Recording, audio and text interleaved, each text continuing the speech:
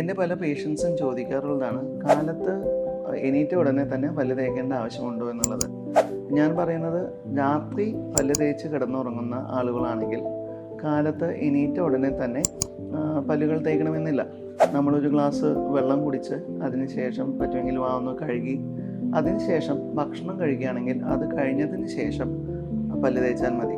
എന്താണെന്ന് വെച്ചാൽ രാത്രി കിടക്കുമ്പോൾ നമ്മൾ പല്ല് ക്ലീൻ ആക്കിയിട്ടാണ് വയ്ക്കുന്നത്, പല്ലുകളും വായും ക്ലീൻ ആയിട്ടാണ് വയ്ക്കുന്നത്. കിടക്കുന്ന സമയത്ത് നമ്മുടെ വായിൽ വളരെ നല്ല ബാക്ടീരിയ മാത്രമേ ഉള്ളൂ. രാവിലെ എണീക്കുമ്പോൾ ഒരു ഗ്ലാസ് വെള്ളം കുടിക്കുന്നതോടുകൂടി നമുക്ക് ആ നല്ല ബാക്ടീരിയ നമ്മളുടെ ആമാശയത്തിലേക്ക് ദഹനത്തിനെല്ലാം ആവശ്യമുള്ള ബാക്ടീരിയയാണ്.